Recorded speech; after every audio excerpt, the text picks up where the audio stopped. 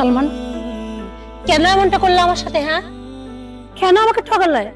কেন আমাকে নিয়ে ছিনিমিনি গিললে?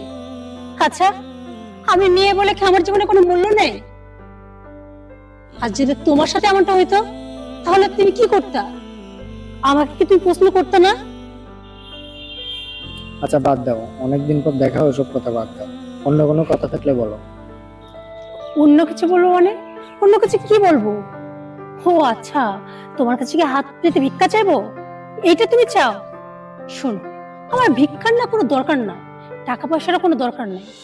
আরে টাকা পয়সার যদি আমার এত দরকার হইতো তাহলে তোমার মতো ছেলেরা তো আমি বিয়ে করতাম না। আমার বাবা মা আমার যেখানে বিয়ে ঠিক করছিল আমি সেইখানে বিয়েটা করতাম। আজকে তুমি আমাকে কি বলতেছো?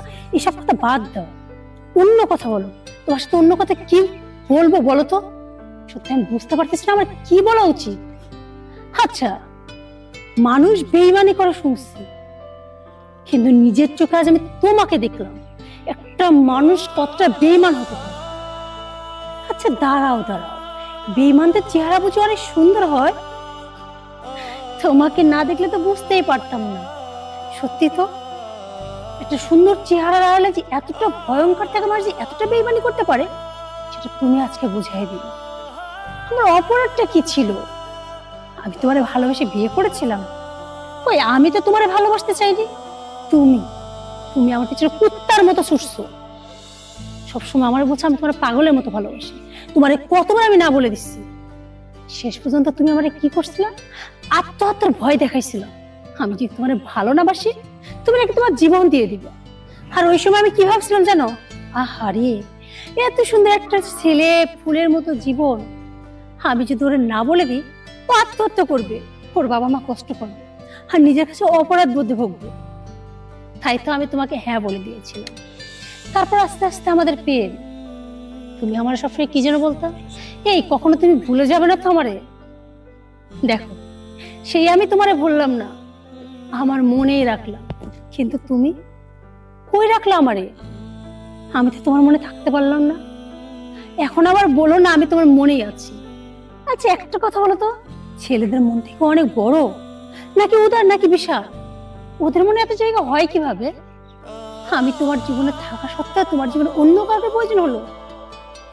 এত ভালোবেসে আমার ফ্যামিলির বিরুদ্ধে যে আমাকে বিয়ে করলো, তোমার হাত ধরে আমি পালিয়ে গেলাম, 6টা মাস আমার সাথে সংসার করলো, সব ভুলে গেলে তুমি? এই 6টা মাস আমাকে কম নির্যাতন সহ্য করতে হয়নি, তবু আমি মুখ বুজে সহ্য করতেছিলাম। কেন জানো? শুধুমাত্র তোমার জন্য, তোমাকে ভালোবাসি বলে। আর তুমি বিদেশ যাও। আমি আমার বাবা মাকে কত বুঝাইছি ও বিদেশ যাবে, কিছু টাকা পয়সা দাও। আরে আমার বাবা কি করেনি তোমার জন্য? আমার বাবা ব্যাংক থেকে লোন পর্যন্ত উঠাইছে, আমার মায়ের গহনা পর্যন্ত বিক্রি করে দিছে শুধু তোমার বিদেশ যাওয়ার জন্য। কই সেদিন তো তোমার ফ্যামিলি তোমার পাশে ছিল না? তোমার বাবা কি বলছিল? ওকে কোনো টাকা পয়সা দেওয়া যাবে না, কারণ এই ছেলে তারা কিচ্ছু হবে না, এই ছেলে কিচ্ছু করতে পারবে না। কিন্তু আমি তোমার পাশে ছিলাম, আমি বলছিলাম না ও কিছু একটা করবে। তোমার বিদেশ যাওয়ার সম্পূর্ণ টাকা আমার পরিবার বহন করেছিল। কিন্তু বিদেশ যাওয়ার 1 বছর তুমি ভালোই ছিল, তারপর কি এমন তোমার হলো? তোমার কথা বলা বন্ধ হয়ে গেল, তোমার কথা বলার ধরন পাল্টে গেল। তারপর আস্তে আস্তে তুমি মানুষটা আমার কাছে অচেনা হয়ে গেল। হঠাৎ একদিন কি জানতে পারলাম? তোমার জীবনে অন্য কারো আগমন। তুমি আমার কি বললা? হ্যাঁ তোর আমার ভালো লাগে না, মন চাইলে থাক, না চাইলে যা। তুমি জানো, যেদিন শুনতে পেলাম তুমি নাকি আরেকটা বিয়ে করছো, ওই দিন আমার মনে হয়েছিল আমার মাথার উপর যেন আকাশ ভেঙে পড়েছে। আমি 7টা দিন ঠিকভাবে খাওয়া দাওয়া করতে পারিনি। আমি আর আমার আল্লাহ জানে কতটা কষ্ট আমি সেদিন পেয়েছিলাম। অবশ্য তুমি তো মেয়ে না, তুমি কিভাবে বুঝবে একটা মেয়ের কষ্ট? আর তুমি ভিন্ডার ছিলা তোমার নতুন বউকে নিয়ে, একবারও ভাবলা না দেশে তুমি ভালোবেসে একজনকে বিয়ে করে রেখে আসতো, সেই মানুষটা কেমন আছে? তারপর তুমি আস্তে আস্তে টাকা পয়সা পাঠানো বন্ধ করে দিলে, এইদিকে বাড়ি থেকে বের করে দিল। মানে তোমার বাবা মা আমাকে আর রাখলো না। যেখানে আমার ছেলেই তোমাকে চায় না, সেখানে তোমাকে রেখে আমরা কি করবো? আমাকে সেদিন ঠিকই বলেছিল। আর আস্তে আস্তে আমার বাবা মার কাছে আমি বোঝা হয়ে গেলাম। তাদের কাছে আমাকে হাজারো কথা শুনতে হয়েছে। তারা বলতো দেখ, ভালোবেসে বিয়ে করেছিস না, এটা তার ফল, তোর জন্য এটাই ঠিক। আর সমাজের লোক আমাকে দেখলে হাসতো, ওই দেখ দেখ মেয়েটা যাচ্ছে, আমার দিকে আঙুল তুলে বলতো দেখ মেয়েটা যাচ্ছে, ভালোবেসে বিয়ে করছিল না, ওর পর বিদেশ যে একটা বিয়ে করছে। তুমি জানো তখন আমার কতটা কষ্ট হইতো, বুঝবা না। আসলে ছেলেরা বুঝতে চায় না, বিদেশ থেকে আসলো কই, আমার কথা কি তোমার একটা বারও মনে হইলো না? একটা বারও তুমি আমার খোঁজ নিলে না? আমি তোমার সাথে দেখা করার জন্য কতবার তোমার বাড়িতে গেছি। কি বলছো তুমি?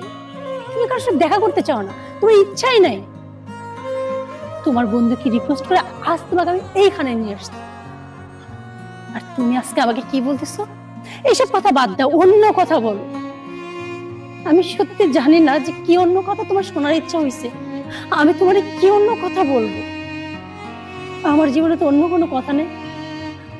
আজকে আমার জীবনে শুধু একটাই প্রশ্ন, কেন এমনটা করলা আমার সাথে? উত্তর দাও, কেন এমনটা করলা? সূচনা দেখো, যা হওয়ার হয়ে গেছে, তুমি আর একটা বিয়ে করে নাও। কি বললা? বিয়ে করে নিব? অবশ্য তোমরা তো ছেলে, ছেলেদের কাছে না বিয়েটা খুব সহজ মনে হয়। তোমাদের কাছে কি মনে হয় বলো তো? বিয়েটা একটা ছেলে খেলা, একটা মেয়েকে ভালো লাগলো, আই লাভ ইউ বললাম, পরদিন কাজে অফিসে নিয়ে গেলাম, দিনটা কবুল বললাম, বিয়ে হয়ে গেল। তুমি জানো একটা মেয়ের কাছে বিয়ে মানে কি? আরে রাস্তায় তুমি বের হও না, ফুটপাতের দিকে তাকিয়ে দেখো, স্বামী পুঙ্গ হুইল চেয়ারে স্ত্রী টেনে নিয়ে যাচ্ছে। চাইলে কি সেই মেয়েটা পারতো না আর একজনকে বিয়ে করতে বা তার সঙ্গে সংসার করতে? কেন করে না জানো? কারণ মেয়েরা একবার যাকে মন দেয় চাইলে আর সেখান থেকে ফিরে আসতে পারে না। আর আমি তো শুধুমাত্র তোমাকে মন দেইনি, তোমার সাথে 6টা মাস সংসার করছি, তোমার ভালোবাসছি, আর এখন তুমি আমাকে বলতেছো তুমি অন্য কাউকে বিয়ে করে নাও। বাহ, দারুণ! পুরুষের ভালোবাসা সত্যি গিটগিটির মতো রং বদলায়, এদের ভালোবাসা না বোঝা যায় না। মাঝে মাঝে কি মনে হয় জানো? আচ্ছা, এত মানুষ পাগল হয়, আমি কেন হই না? আজকে অন্তত পাগল হলে তুমি যদি আমার সাথে বেইমানিটা করতে না, আমার এই কষ্টটা পাইতে হতো না। আমি বুঝতে পারতাম না তুমি আমাকে ঠকাইছো। কিন্তু দেখো, আমি এখনো সুস্থ, আমি বুঝতে পারি আমি ভুল মানুষকে ভালোবাসছি, আমি ঠকে গেছি, কিন্তু আমি নিরুপায়, কারণ আমি একটা মেয়ে, আমার কিছু করার নাই। এই সমাজে ইসলামে বলে ছেলেদের জন্য 4টা বিয়ে ফরজ, এটা তোমাদের ছেলেদের মুখে মুখে শোনা যায়। আর ছেলে মানুষ একটা কেন সে 4টা বিয়ে করতে পারে, কিন্তু কই? তোমরা কি জানো? তোমরা নবীর সুন্নাত পালন করার কথা বলো, নবীর সুন্নাত তোমরা বুঝো? তোমরা কি পারবা নবীর মতো সবাইকে সমান চোখে দেখতে? পারবা না। তাহলে কেন বিয়ের সময় তোমরা 4টা বিয়ে ফরজ করো? তুমি তোমার লাইফে অন্য কাউকে জায়গা দিতে পারো, আমি না। কারণ তোমার ভালোবাসা খারাপ হইতে পারে, তোমার ভালোবাসা রং বদলাইতে পারে, আমার ভালোবাসা না। আমি তোমার মতো বেঈমান না। আমরা মেয়েরা পারি না, আমরা মেয়েরা যাকে একবার ভালোবাসি তাকে মন প্রাণ উজাড় করে ভালোবাসি। সেই ভালোবাসার ভাগ না আর অন্য কাউকে দিতে পারি না। আমার এই জীবন শেষ হয়ে যাবে, কিন্তু আর কখনো কাউকে ভালোবাসতে পারবো না, কাউকে স্বামী হিসাবে মেনেও নিতে পারবো না। আর আজকে তোমার এই কথাগুলো শোনার পর কি মনে হচ্ছে জানো? ওই যে সমাজের মানুষগুলো আমার দিকে তাকে হাসে না, একদম ঠিক করে। কারণ আমার মতো যেসব মেয়েরা ভুল করে ওদের থেকে আঙ্গুল দিয়ে দিয়ে হাসাই উচিত। কারণ আমরা তো মেয়ে, আমরা কেন পরিবারের বিরুদ্ধে যাব, কেন বিয়েটা করবো? আর তোমাদের মতো ছেলেদেরকে কেন বিশ্বাস করবো? সরি সরি, দেখো আমি রেখে তোমার দিকে আঙ্গুল তুলছি, কত কথা বলছি। তুমি তো পুরুষ, একটা পুরুষ কখনো ভুল করতে পারে না। একটা পুরুষ 2টা কেন 1000টা বিয়ে করতে পারে। তোমাদের জন্য সব ঠিক আছে। এই দেখো আমি কান ধরছি, আমার ভুল হয়ে গেছে, আমার তুমি মাফ করে দাও। ঠিক আছে, যাও, বিয়ে করছো না, ভালো করছো, সুখে থাকো। আর আমার জীবন, আমার জীবনের মানে কি? কোনো মানে হয় না, শুধু শুধু সমাজ পরিবার সবার কাছে আমি বোঝা। হ্যাঁ আমি চাইলে পারবো, আমার হাত পা আছে, সুন্দর চেহারা আছে, এখনো অনেক ছিল আমার বিশ্বাস ভুলো, জানো তো, চাইলে একটা বিয়ে করতে পারবো, কিন্তু না, সেই ইচ্ছাটা আমার আর নেই। আমার এই জীবনের কাছে আমার কোনো মূল্য নেই, তাই আমি বেঁচে থাকারও কোনো দরকার নেই। সেদিন আত্মহত্যার কথা তুমি বলছিলে না, আজ আমার কি মনে হচ্ছে জানো, এই আত্মহত্যাটা আমার করা উচিত। আমি কেন বেঁচে আছি, আমার করা উচিত, সত্যি আমার করা উচিত, আমার আত্মহত্যা করা উচিত।